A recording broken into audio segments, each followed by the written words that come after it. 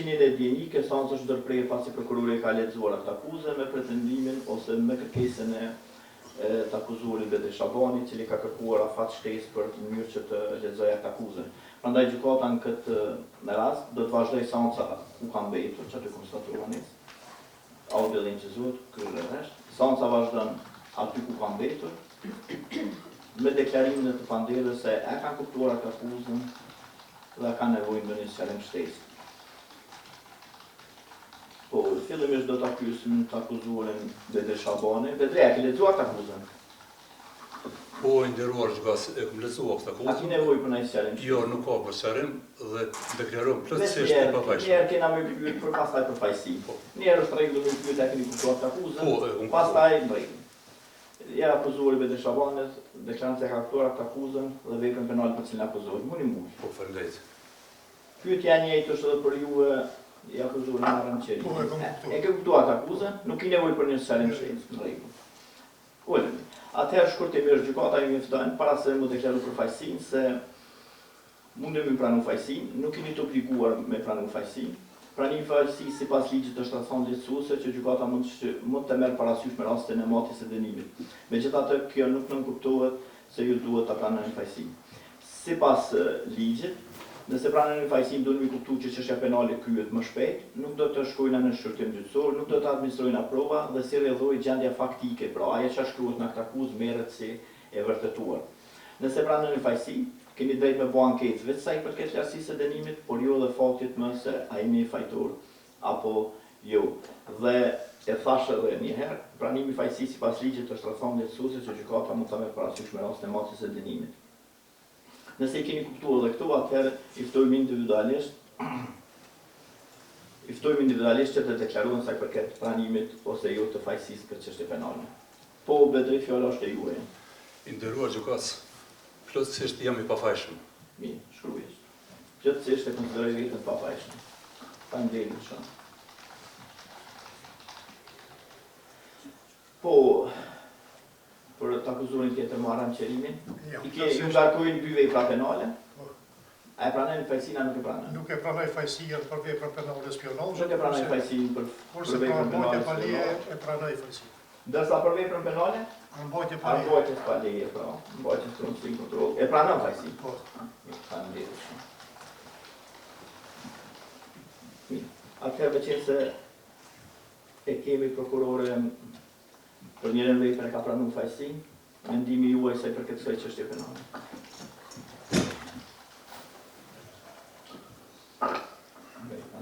Faleminderit gjyqtar. Ne faleminderit më Arrançelin gjyqtar.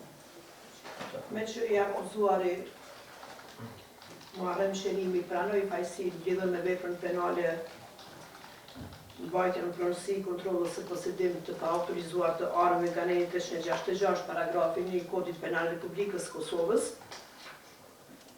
Prokuroria konsideron që ky pranim duhet të pranohet dhe i propozon gjykatës që të merr akt vendim për pranimin e fajsisë, me që ky pranim fajsie është në përputhje me dispozitat procedurale, filluar nga fakti që nga fillimi ka pasur mbrojtje dhe ka pasur mundësi që mjaftueshëm të konsultohet me të në njërin anë, e në anën tjetër, ky pranim fajsie është në përputhje të plot edhe me provat materiale me të cilat është mbështetur këtë akuzar. Faleminderit. Faleminderit, prokurore. Mirë, vazhdojna me mbrojtjen e avokatit Betim Shala. Mbrojtësi, faleminderit. Mbrojtësi. Avokati Betim Shala lidhur me pranimin e fajsisë për këtë vepër penale, po avokati. Faleminderit, i nderuar gjyqtar. Mbrojtja pajtohet me pranimin e fajsisë nga ana e pandehurit. Pranimi i fajsisë bazohet në provat materiale që gjenden në shkresat e lëndës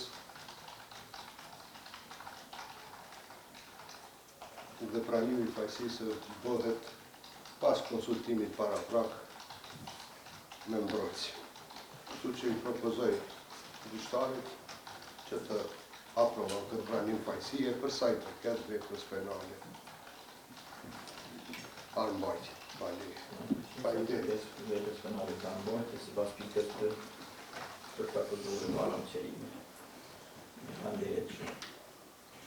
Atëherë, me që se parë të deklaru për këtë çështje, bazuar në dispozitën ligjore nga 1.42 paragrafi 2, në paragrafi 2.1 deri 2.4, duke qenë se akuzuari ka kuptuar natyrën dhe pasojat e pranimit të fajësisë, pranimin e ka bërë në mënyrë vullnetare, konsultim me mjaftueshëm me mbrojtjen e tij.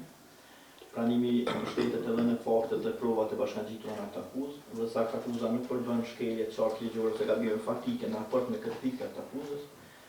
Në kuptim të paragrafit 6 të nenit 242, autori trupi gjykues merr vendim, miratohet pranimi i fajësisë nga akuzuari marrën qërimi për shkak të veprës penale, pra mbajtjen pronësi, kontroll ose posedim të paautorizuar të armë nga neni 366 paragrafin të Kodit Penal të Republikës së Kosovës. Për të akuzuarit, pra për veprën penale për të cilat nuk e kanë pranuar fajësi,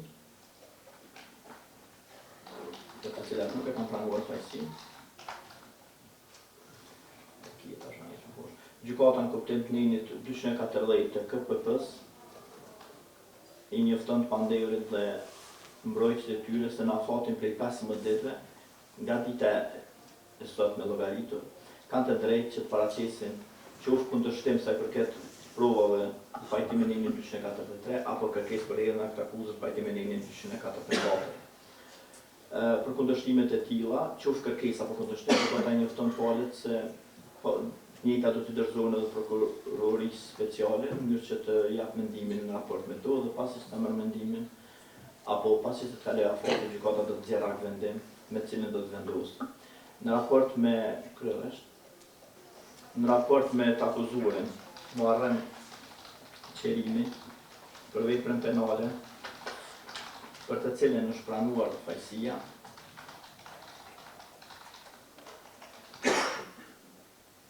kryetari i trupit gjykues, në pajtim me nenin 242 paragrafi 8, në paragrafi 8.1, nxjerr këtë akt vendim.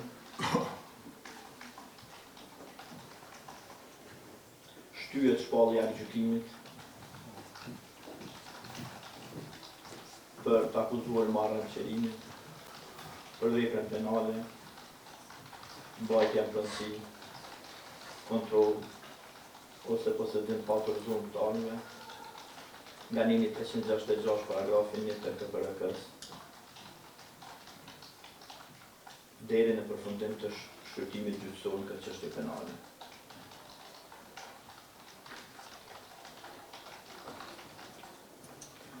Nëse diçka palët kanë mështu,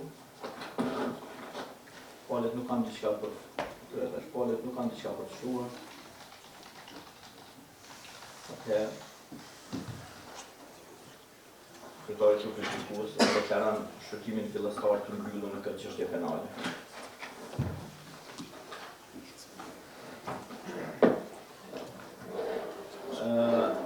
Procesi verbal konstatohet si i lexuar. Palët kanë të drejtë që çfarëdo vërejtje apo sugjerimi që kanë raport me këtë proces verbal, qoftë në formë të shkruar përmes parashtresës, qoftë në seancën e ardhshme të paraqesin vërejtjet e tyre. Megjithatë konstatohet se përfundojnë në orën 9:27 minuta. Ditën e mirë.